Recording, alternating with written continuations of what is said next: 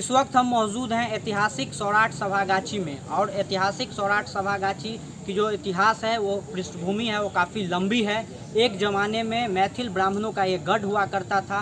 1.25 लाख मैथिल ब्राह्मण यहाँ जुटते थे, शादियाँ होती थी, कन्यागत और वरागत दोनों पक्ष के लोग यहाँ मौजूद होते थे, शास्त्रार्थ होता था। कहीं ना कहीं ये सौराठ सभा मैथिल ब्राह्मणों को जो पहचान विश्व में मिली है उसके पीछे सौराठ सभा का अहम योगदान है।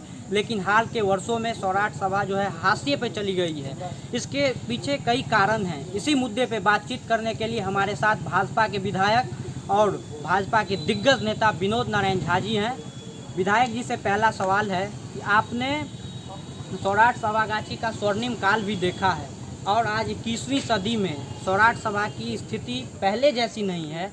कहाँ चूक हो गई, क्यों हुई, और यह जो स्थिति है वो क्यों उत्पन्न हुई, वो उस पर आप क्या कहना चाहेंगे? देखिए, सौराठ सभा मिथिला का सांस्कृतिक केंद्र है। यहाँ सिर्फ विवाह नहीं होते थे, विभिन्न विषयों का शास्त्रार्थ भी हुआ करता था। एक जमाने में एक से एक न्याय मीमांसा पर विशद शास्त्रार्थ होता था। ये वो जगह है, शादी भी होती थी। लेकिन अब जमाना बदल गया है।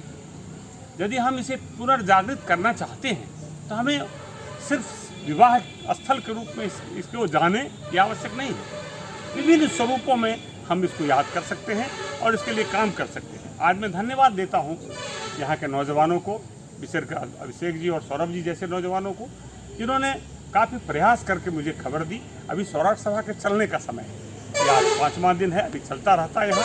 और मैं आया और मैं उत्साहित हूँ।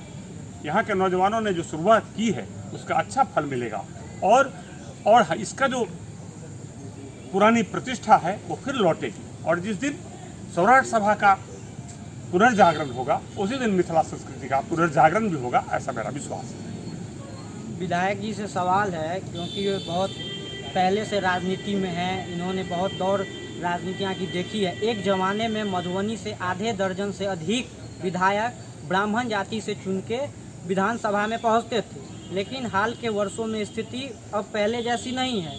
इसके पीछे कहीं ना कहीं सौराठ सभा का जो धीरे धीरे पतन होते चला गया वह भी एक कारण है कि बिहार की राजनीति में ब्राह्मणों का वो वर्चस्व पहले जैसा अब नहीं रहा। अब ये वर्चस्व कैसे बढ़े, कैसे आगे ब्राह्मणों की जो भूमिका है वो राजनीति में ज़्यादा से ज़्यादा बिहार विधानसभा में ब्राह्मण प्रतिनिधि पहुँचे, इसके लिए क्या करने की ज़रूरत है?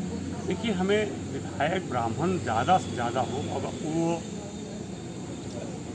भूतकाल का विषय हो गया, अतीत का विषय हो गया। इस पर अब मंथन करेंगे तो ये कहानी लंबी हो जाएगी। अब वो जमाना नहीं रहा। अब सभी समाज के सभी जातियों में जागृति है। पहले कुछ ही जातियाँ थी जिसमें ब्राह्मण आगे थे, जिनमें जागृति ज़्यादा थी। अब सभी में जागृति है। लेकिन आज भी एमएलए हो सकते हैं, कोई पार्टी टिकट तो दे, और कोई पार्टी ब्राह्मणों को टिकट ही नहीं देना चाहती। बात है कि उसका कारण ये है, उसकी कारण को तलाशना चाहिए। भूतकाल रहा है वो भविष्य में हो, लेकिन पहले संगठित होकर मिलने जुलने की जरूरत है। और विधायकी और सांसदी तो अभी दूर की बात हो गई। पहले मिलजुल कर कोई बड़ा कार्यक्रम, एक बड़ी एकजुटता दिखाएं, तभी कुछ हो सकता है। आप मिथिला में ब्राह्मण के आप सबसे बड़े चेहरे माने जाते हैं, तो आप आगे सौराठ सभा के लिए क्या काम, ऐसा कोई काम करेंगे या सरकार? मैं बड़ा चेहरा हूँ या छोटा, ये बहुत बहस का विषय है। मैं तो अति साधारण कार्यकर्ता रहा हूँ सामाजिक जीवन में, जिम्मेवारी अनेक मिली है।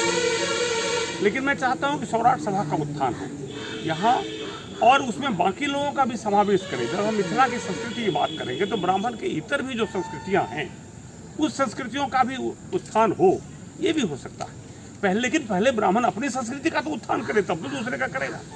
तो ये इसलिए पहले हमने आज राय दी है कि जितनी मिथिला मैथिली की संस्थाएं हैं, वो जो संस्थाएं एक बार यहाँ एकजुट हों, और कम से कम सौराठ सभा यदि 1 सप्ताह चलती है तो 7 दिन विभिन्न तरह के कार्यक्रम हो, साहित्य का काम हो, भाषा पर काम हो, कवि गोष्ठी हो, और इसकी विशद चर्चा हो कि कैसे हम सांस्कृतिक उत्थान कर सकते हैं।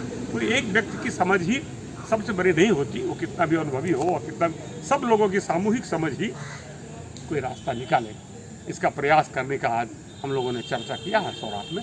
मुझे उम्मीद है कि आने वाले दिनों में लोग जमा होंगे और इस पर विचार करेंगे। आप एक आखिरी सवाल के साथ मैं ख़त्म करना चाहूँगा। आप काफ़ी समय पहले से यहाँ आते हैं, तो सौराठ सभा से जुड़ी कुछ यादें आपको यदि याद है? मुझे तो बहुत यादें हैं। मुझे याद है कि 75-76 तक यहाँ बड़ी सभा लगती थी। अब हम लोग उस समय आते थे और आप कह सकते हैं कि उसके बाद भी छोटी ज़रूर हो गई, लेकिन वो 82-83 तक एक मजबूत स्थिति में सौराठ सभा हुआ करता था।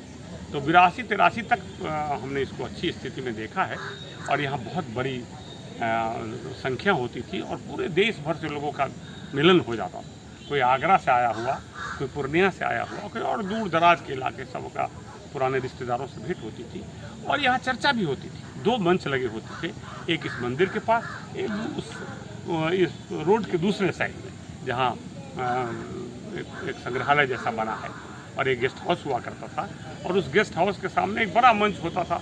एक बार तो मुझे याद है कि 53 या 54 में बाबू श्री कृष्ण सिंह सौराठ सभा आए थे और आज़ादी के बाद, और उन्होंने लंबी तकरीर की थी और बाकी लोग तो अक्सर आते रहते थे। आज़ादी के तुरंत बाद श्री बाबू का यहाँ आना एक बड़ी घटना थी, वो यहाँ आए थे और इसलिए इसका राष्ट्रीय महत्व था। वो महत्व दूसरे रूप में फिर कायम हो सकता है, लेकिन उस रूप में कायम हो इसकी ज़रूरत नहीं। धन्यवाद। विधायक विनोद नारायण झा ने कहा कि मिथिला के जितने भी संस्थानें हैं उन सभी को ऐतिहासिक सौराठ सभा स्थल में सौराठ सभागाछी के स्वर्णिम इतिहास को दोहराने के लिए यहाँ एक होकर एक मंच बनाना होगा और उन्होंने युवाओं से आग्रह किया है विशेषकर कि मिथिला की संस्कृति और धरोहर की जो केंद्र है सौराठ सभा, उसको बचाने के लिए युवाओं को बड़ी भूमिका निभानी होगी और फिर से सौराठ सभा का स्वर्णिम इतिहास लौट सकता है। हिंदी माइक मधुबनी।